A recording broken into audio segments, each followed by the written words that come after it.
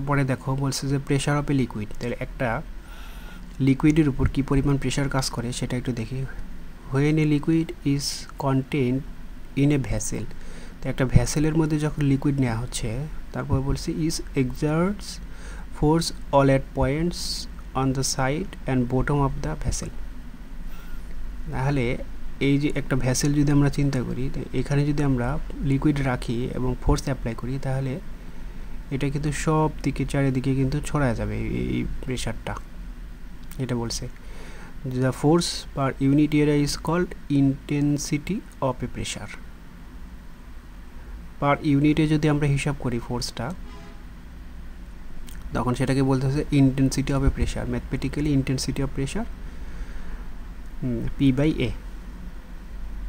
তাহলে এই force acting on the liquid, এই লিকুইডের উপর কতটুকু ফোর্স অ্যাপ্লাই করলাম এটা, আর এ হচ্ছে area on which the force acts, মানে এই যেখানে আমরা ফোর্সটা অ্যাপ্লাই করতেছি এইটার হচ্ছে area.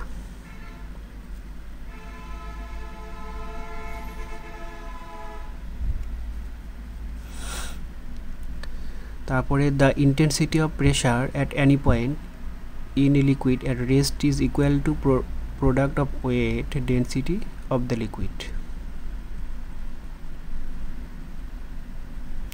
and vertical weight from the free surface of the liquid H mathematically। এইখানে এটা যদি সারফেস হয়, তাহলে এটা যদি ওয়াটার থাকে এখানে, দেখো এইখানে যদি আমরা একটা বডি রেখে দিই, এখানে একটা কি ফোর্স অ্যাপ্লাই হবে না, ফোর্স অ্যাপ্লাই হবে। তো এখন বলছে যে এটাকে intensity of pressure at a point, মানে একটা পয়েন্টে কী পরিমাণ ফোর্স অ্যাপ্লাই করা হবে। মনে করো এই পয়েন্টটা যদি আমি চিন্তা করি, এখানে কী পরিমাণ ফোর্স অ্যাপ্লাই হচ্ছে, এটা হচ্ছে ওমেগা ইন্টু এইচ। হ্যাঁ, ওমেগা তো আমরা জানি, যদি এখানে ওয়াটার রাখা হয় তাহলে ওমেগা মানে কি 9.81 kilo newton per metre cube. আর এখানে হাইট যদি আমরা ধরি 20, তাহলে এখানে ইন্টু 20টা কি মিটার, তাহলে আমার থাকলো কি কিলো প্যাসকেল। এটা হচ্ছে intensity of pressure at any point, মানে যে কোনো পয়েন্টে।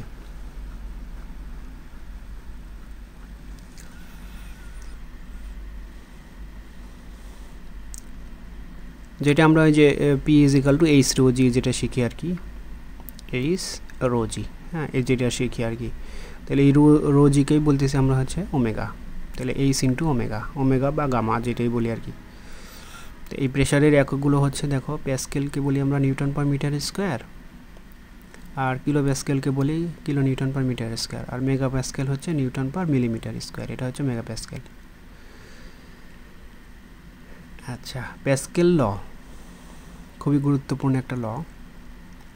বলছে কি according to Pascal law the intensity of pressure at any point in a fluid at rest is same in all direction। তো প্যাসকেল ল বলছে কি, যখন আমরা এইখানে একটা পাত্রের মধ্যে ফ্লুইড নিয়ে আমরা চাপ প্রয়োগ করব, যে ইন্টেন্সিটি যে প্রেশারটা হবে, যে ফোর্সটা অ্যাপ্লাই করব, এখানে একটা ইন্টেন্সিটি প্রেশার অ্যাপ্লাই হবে। যে কোনো পয়েন্টে আমি চিন্তা করি না কেন, সব পয়েন্টেই সেম পরিমাণ প্রেশার পাওয়া যাবে। এটা বলছে সেম পরিমাণ প্রেশার পাওয়া যাবে যে কোনো ডিরেকশনে।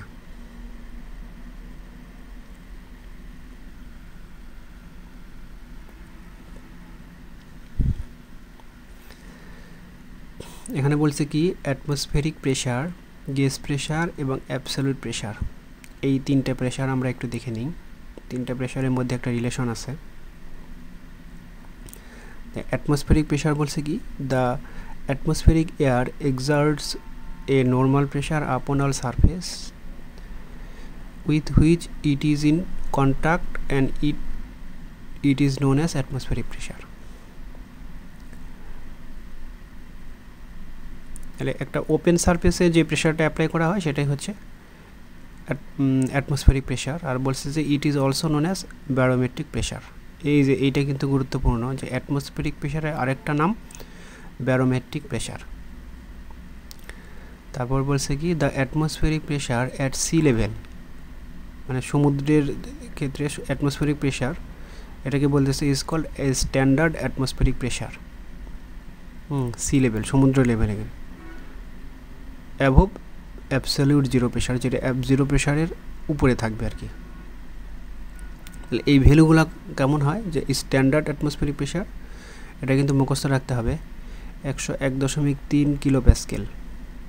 তারপরে 10.3 metre of water, 760 millimetre of mercury. এই সবগুলো মান কিন্তু মুখস্থ রাখতে হবে।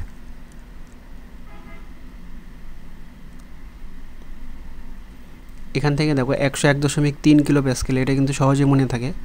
তারপরে যেটা মিটারে যদি নিতে চাই সেটা কি করবো, আমরা এই মাঝের একটা কেটে দেবো, মাঝের এক কেটে দিলেই কিন্তু হয়ে যাবে 10.3। আর 760 মিলিমিটার অফ মার্কারি, এটা তো মনেই থাকে। এই দুটো কিন্তু মনে থাকে, মাঝেরটা কিন্তু মনে থাকে না, 10.3। এটা কীভাবে মনে রাখবো বললাম, 101.3 তো আমরা জানি, তাই মাঝের এই ওয়ানটাকে কেটে দিবা, দিলেই হবে হচ্ছে 10.3 কিলো প্যাসকেল।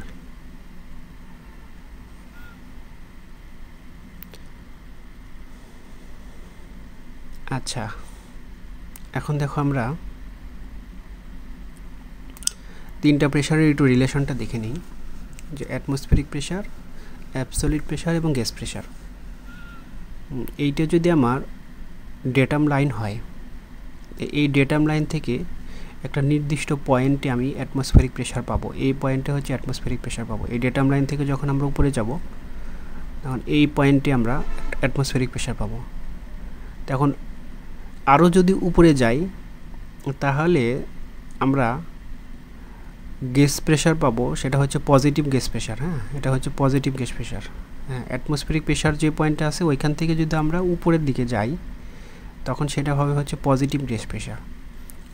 আর এই যে এই গ্যাস প্রেশারটা যেখানে পাইছি যে পয়েন্ট থেকে, এই পয়েন্ট থেকে একদম ডেটাম পর্যন্ত যে প্রেশারটা পাবো, সেটা হচ্ছে অ্যাবসলিউট প্রেশার। এটা বুঝতে পারছো তো?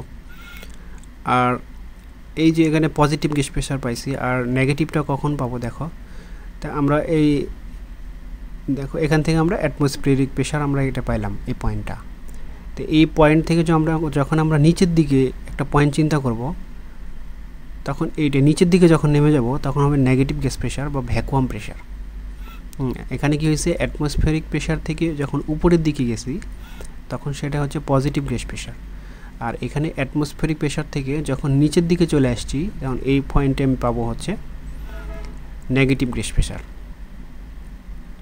তাহলে এই গ্যাস প্রেশারের এই পয়েন্ট থেকে আমি আবার ডেটামে যখন চলে যাব, তখন সেটা হবে হচ্ছে অ্যাবসলিউট প্রেশার। তাহলে আমার অ্যাবসলিউট প্রেশার কী দাঁড়ালো, এটা সংক্ষেপ করে দিই, ABS। এটা হচ্ছে অ্যাবসলিউট প্রেশার। তারপরে হচ্ছে atmospheric pressure, ATM, atmospheric pressure plus minus gas pressure. Gas pressure যখন আমি পজিটিভ গ্যাস প্রেশার নিব তখন হচ্ছে প্লাস, আর যখন নেগেটিভ গ্যাস প্রেশার নিব তখন হচ্ছে নেগেটিভ।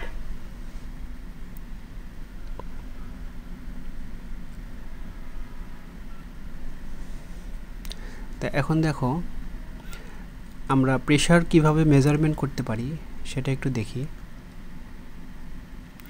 বলছে যে the pressure of a liquid may be measured by manometer. তাহলে একটা ম্যানোমিটারের মাধ্যমে আমরা প্রেশারটা মেজার করব। এটা কিন্তু MCQতে আসবে, কিসের মাধ্যমে প্রেশার মেজার করা হয়, ম্যানোমিটার।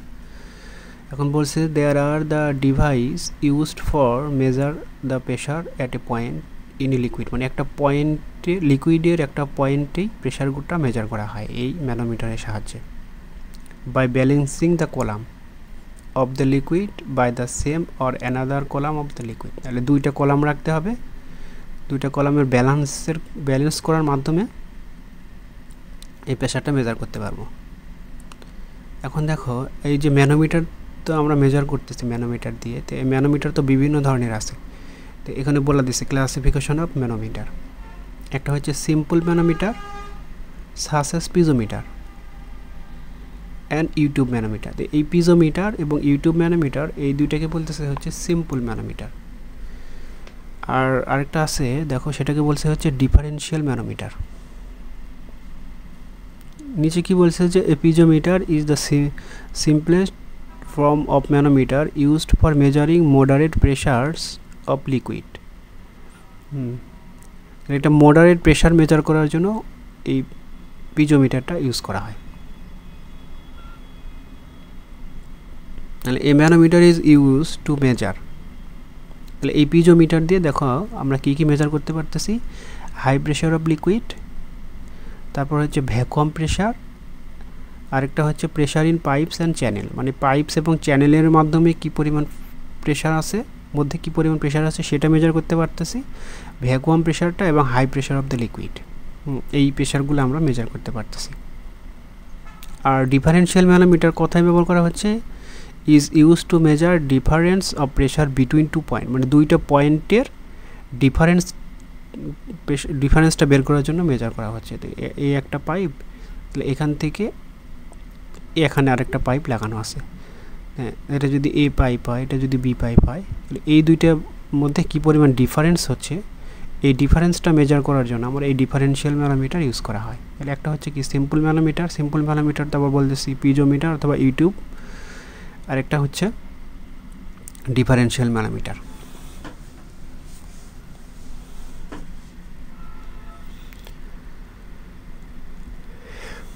তারপরে দেখো আমরা দেখি টোটাল প্রেশার অথবা টোটাল প্রেশার এবং centre of pressure.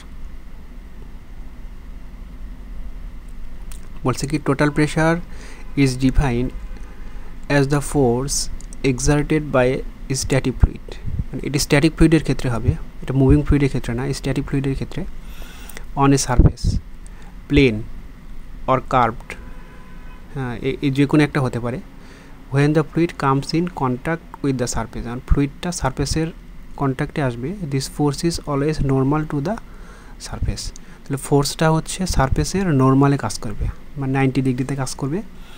The centre of pressure is defined as the point of application of the resultant pressure to the surface, তাহলে এই একটা সারফেস যখন আমরা ডুবানো অবস্থায় থাকবে, তাহলে এখানে তো অনেকগুলো ফোর্স কাজ করবে, এটা একটা রেজাল্টেন্ট যে ফোর্সটা থাকবে, ওই রেজাল্টেন্ট ফোর্সটাকে বলতেছি centre of pressure. The total pressure and centre of pressure on the immerse surface are as below. তাহলে আমরা এই টোটাল প্রেশার এটা কীভাবে বের করব, বা সেন্টার অফ প্রেশার কীভাবে বের করব, দেখো যখন হরিজন্টালি ইমার্স সারফেস থাকবে, হরিজন্টালভাবে সারফেসটা ডুবানো থাকবে, তখন আমরা বের করব হচ্ছে P is equal to omega A x bar. X বারটা কি, এই যে সারফেসটা ডুবানো আছে এটার সেন্টার অফ গ্র্যাভিটি পর্যন্ত হাইট, এটাকে বলতেছি এক্স বার, এক্স বার। আর ওমেগা তো জানি আমরা স্পেসিফিক ওয়েট, আর এ হচ্ছে এই কন্ট্যাক্ট সারফেস এরিয়া, কতটুক সারফেসে এই ফ্লুইডটা স্পর্শ করে আছে আর কি, কন্ট্যাক্ট সারফেস, এটা হচ্ছে area of immerse surface, area of immerse surface.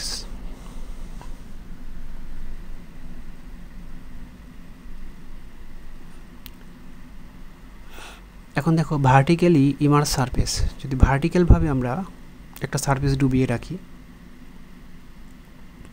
তখন দেখো এটা হচ্ছে সেন্টার অফ গ্র্যাভিটি, মানে এটা হচ্ছে সিজি, আর সেন্টার অফ প্রেশার কাজ করতেছে নিচের দিকে, এটাকে বলতেছি আমরা এইচ বার, ঠিক আছে। তাহলে এই এইচ বারটা আমরা বের করব, এইচ বারটা কীভাবে বের করব,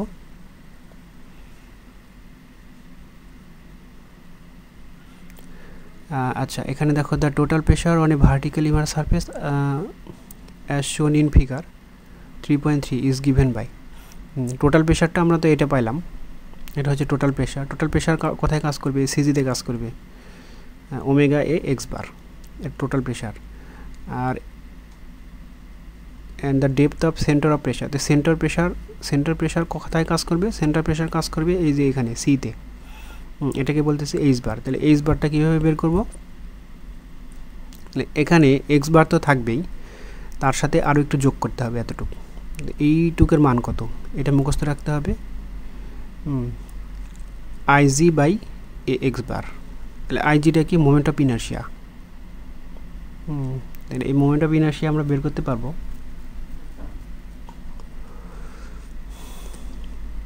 আর এরিয়া হচ্ছে এরিয়া অফ ইমার্স সারফেস, তো কতটুকু সারফেসটা ডুবে আছে। আর এক্স হচ্ছে সেন্টার অফ গ্র্যাভিটি, এই ফ্রি সারফেস থেকে আর কি, ফ্রি সারফেস থেকে সেন্টার অফ গ্র্যাভিটি ডিস্টেন্স।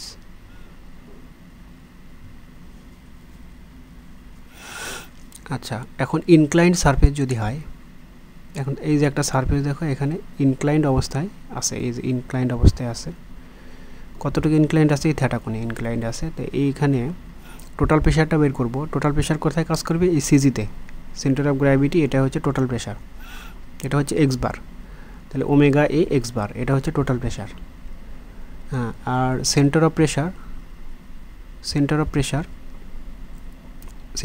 এটা হচ্ছে ব্যালেন্সিং প্রেশার আর কি, তাহলে এই পয়েন্টে কাজ করবে, এটা হচ্ছে এইচ বার, এটা কত হবে IG sine square theta by a x bar. এই যে যেহেতু ইনক্লাইন্ড অবস্থায় আছে, এই যে থেটা, এই থেটার কারণে উপরে আমার সাইন স্কোয়ার থেটা এক্সট্রা একটা টার্ম চলে আসছে। আগের বারে কিন্তু এক্সট্রা কোনো টার্ম ছিল না, এখানে দেখো সাইন স্কোয়ার থেটা একটা এক্সট্রা টার্ম চলে আসছে। আর যদি কার্ভড সারফেস হয়, এরকম কার্ভ সারফেস, এই সারফেসটা, তো এখানে কিন্তু দুইটা ফোর্স কাজ করবে, একটা হচ্ছে এক্স অ্যাক্সিস বরাবর হরিজন্টাল সারফেস বরাবর, আর একটা হচ্ছে ভার্টিক্যাল সারফেস বরাবর। এই দুটো রেজাল্টেন্ট হচ্ছে পি, এই পিটা আমার লাগবে। এই পিটা হচ্ছে টোটাল ফোর্স বা টোটাল প্রেশার, এটা হচ্ছে root over P H square plus P V square. আর এই থেটা যদি বের করতে চাই লম্বের সাথে, ভূমির সাথে, tan theta is equal to লম্ব বাই ভূমি। লম্ব কোনটা, এই যে ভার্টিক্যালটা, আর ভূমি হচ্ছে পিএইচ।